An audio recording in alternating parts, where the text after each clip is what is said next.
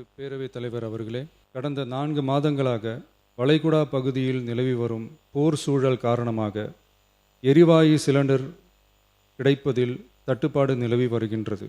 இதனால் மாற்று எரிபொருளை பயன்படுத்தி வருவதாலும் எரிவாயு சிலிண்டர் விலை உயர்வினாலும் பொதுமக்கள் தங்களது வருவாயிலிருந்து கூடுதலான தொகையினை செலவிட்டு இன்னலுக்கு ஆளாகி வருகின்றனர். இதனை கருத்தில் கொண்டு நிதி நெருக்கடியான சூழலிலும் பொதுமக்களின் நிதிச்சுமையினை குறைக்கும் வகையிலும் பொதுமக்களின் நலனை பாதுகாக்கவும் மக்களுக்கு அளித்த வாக்குறுதியை நிறைவேற்றும் நோக்கிலும் எரிவாயு சிலிண்டருக்காக செலவழிக்கப்பட்டு வரும் தொகையினை அவர்களுக்கு வழங்க அரசு முடிவு செய்துள்ளது. எனவே குடும்பத் தலைவிகள் பயன்பெறும் வகையில் முதல் கட்டமாக அன்னபூர்ணி சூப்பர் 6 திட்டத்தில் ஆண்டிற்கு 3 விலையில்லா எரிவாயு சிலிண்டர்கள் வழங்கப்படும். எரிவாயு சிலிண்டருக்கான விலை பயனாளிகளின் வங்கி கணக்கில் நேரடியாக வரவு வைக்கப்படும். இத்திட்ட பயனாளிகள் எரிவாயு சிலிண்டர் பதிவு செய்து சிலிண்டர் பெற்றவுடன் எண்ணெய் நிறுவனங்களிடமிருந்து பட்டியல் பெற்று சிலிண்டருக்கான விலை பயனாளிகளின் வங்கி கணக்கில் வரவு வைக்கப்படும். இத்திட்டத்தினால் சுமார் 1,30,16,104 குடும்பங்கள் பயனடைவார்கள். ஆண்டு வருமானம் ரூபாய் 2.5 லட்சத்திற்கு மிகாமல் உள்ள பொருளாதாரத்தில் பின்தங்கியுள்ள குடும்பத்தினர், சிறு குறு விவசாய குடும்பத்தினர், மாற்றுத்திறனாளி குடும்பத்தினர் போன்ற சமூகத்தில் உள்ள நலிந்த குடும்பத்தினர் பயனடைவார்கள். இத்திட்டத்தினை செயல்படுத்துவதற்கான ஆயத்த பணிகள் துவங்கப்பட்டுள்ளது. இத்திட்டம் வரும் பொங்கல் பண்டிகை ஜனவரி மாதம் முதல் செயலாக்கத்திற்கு கொண்டு வரப்படும். இத்திட்டத்திற்காக ஆண்டுதோறும் தோராயமாக 4,000 கோடி ரூபாய் ஒதுக்கீடு செய்யப்படும் என்பதை மாண்புமிகு பேரவைத் தலைவர் வாயிலாக இந்த அவைக்கு தெரிவித்துக் கொள்ள விரும்புகிறேன். சென்னையில் உள்ள மீனம்பாக்கம் விமான நிலையம் இந்திய விமான நிலையங்கள் ஆணையத்தால் AAI இயக்கப்படுகிறது. தற்போது இந்த விமான நிலையம் ஆண்டுக்கு 30 மில்லியன் பயணிகளை கையாளும் திறன் கொண்டதாக உள்ளது.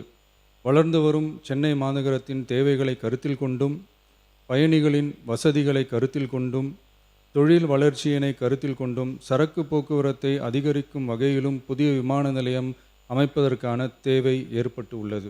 புதிய விமான நிலையம் அமைப்பதற்கு தேர்வு செய்யப்படும் இடம் பெரிய அளவில் விவசாயிகளை பாதிக்காத வகையிலும் அதிக அளவில் குடியிருப்புகளை அகற்றாத வகையிலும் அமைய வேண்டும். ஆனால் முந்தைய அரசு விவசாயிகளை பெரிய அளவில் பாதிக்கும் வகையிலும் குடியிருப்புகளை அதிக அளவில் அகற்றும் வகையிலும் விமான நிலையத்தை அமைப்பதற்கான முயற்சிகளை மேற்கொண்டது. புதிய விமான நிலையம் அமைப்பது குறித்து உயர் அதிகாரிகளிடமும் துறை வல்லுநர்களிடமும் விரிவாக ஆலோசனை நடத்தினேன். ஏற்கனவே நான் உறுதி அளித்தவாறு பரந்தூரில் புதிய விமான நிலையம் அமைக்க மேற்கொண்ட நடவடிக்கைகள் இந்த அரசால் கைவிடப்படும்.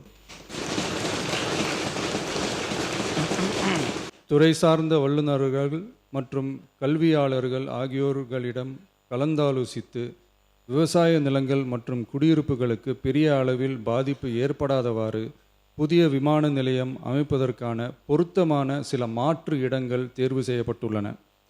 அவ்விடங்களில் தொழில்நுட்ப ரீதியான சாத்தியக்கூறுகளை சம்பந்தப்பட்ட துறைகள் மூலம் விரிவான ஆய்வு மேற்கொண்டு புதிய விமான நிலையத்திற்கான இடம் விரைவில் இறுதி செய்யப்படும். இதற்கிடையில் சென்னை மீனம்பாக்கம் விமான நிலையத்தை மேலும் விரிவாக்கம் செய்து அதன் வடமேற்கு பகுதியில் ஆண்டுக்கு கூடுதலாக 20 மில்லியன் பயணிகளை கையாளக்கூடிய டெர்மினல் 5 என்ற புதிய பயணிகள் முனையம் அமைக்க ஏர்போர்ட்ஸ் அத்தாரிட்டி ஆஃப் இந்தியாவுடன் இணைந்து அணுகுசாலை மற்றும் மேம்பாலம் அமைப்பதற்கான நடவடிக்கைகள் மேற்கொள்ளப்படும். சென்னை மீனம்பாக்கம் விமான நிலையத்தில் தற்போது நடைபெற்று வரும் டெர்மினல் 3 பயணிகள் முனையம் கட்டுமான பணிகள் முடிவுற்ற பின் ஆண்டுக்கு 35 மில்லியன் பயணிகளை கையாளக்கூடியதாக இருக்கும். மேலும் புதிய டெர்மினல் 5 பயணிகள் முனையம் செயலாக்கத்திற்கு பிறகு ஆண்டுக்கு மொத்தம் 55 மில்லியன் பயணிகளை கையாளக்கூடியதாக இவ்விமான நிலையம் இருக்கும்.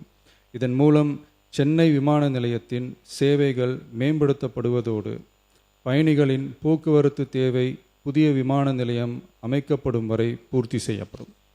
ஒரு மாநிலத்தின் உண்மையான முன்னேற்றம் என்பது அதன் பொருளாதார வளர்ச்சியால் மட்டுமல்ல, பெண் கல்வி, வேலைவாய்ப்பு, மருத்துவம், வணிகம் மற்றும் சமூக வாழ்வின் அனைத்து தளங்களிலும் சுதந்திரமாகவும் பாதுகாப்பாகவும் பங்கேற்கும் வாய்ப்புகளாலும் அளவிடப்படுகிறது.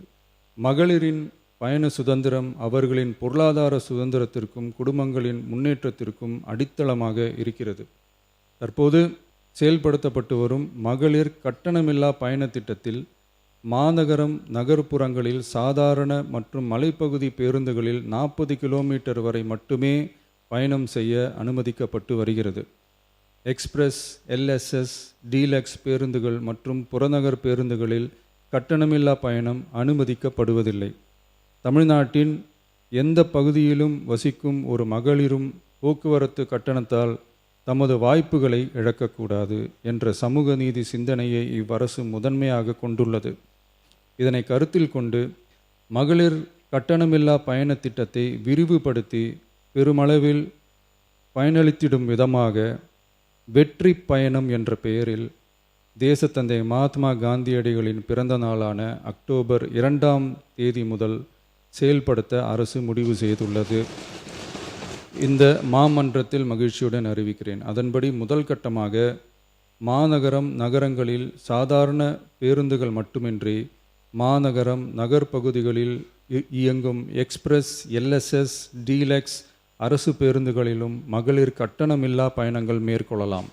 மேலும் கூடுதலாக மாவட்டங்களுக்கிடையே பயணம் மேற்கொள்ள ஏதுவாக புறநகர் மற்றும் மலைப்பகுதிகளில் சாதாரண கட்டண பேருந்துகளிலும் மகளிர் கட்டணமில்லா பயணங்கள் மேற்கொள்ளலாம்.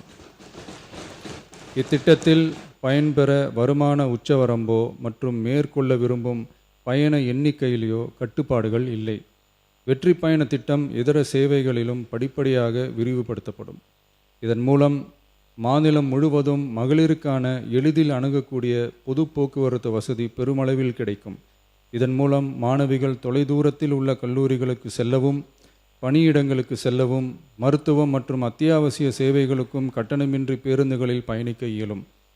மாண்புமிகு பேரவைத் தலைவர் அவர்களே, வெற்றி பயணம் என்பது கட்டணமில்லா ஒரு பேருந்து பயணம் மட்டுமல்ல, ஒரு மாணவியின் கல்வி, ஒரு தொழிலாளியின் வேலைவாய்ப்பு, ஒரு தாயின் குடும்ப பொறுப்பு, ஒரு தொழில் முனைவோரின் முன்னேற்றம் போன்றவற்றை உறுதி செய்யும் சமூக முதலீடாகும்.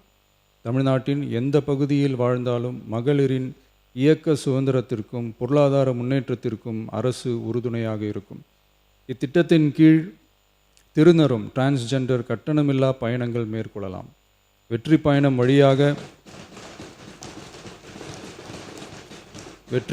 வழியாக மகளிரின் வாய்ப்புகள் விரிவடைந்து குடும்பங்கள் முன்னேறி சமூக நீதியும் சமத்துவமும் நிலை பெற்று வளமான வெற்றி தமிழ்நாட்டை உருவாக்கும் நமது பயணம் மேலும் வலுப்பெறும் என்பதை தெரிவித்துக் கொள்கிறேன்.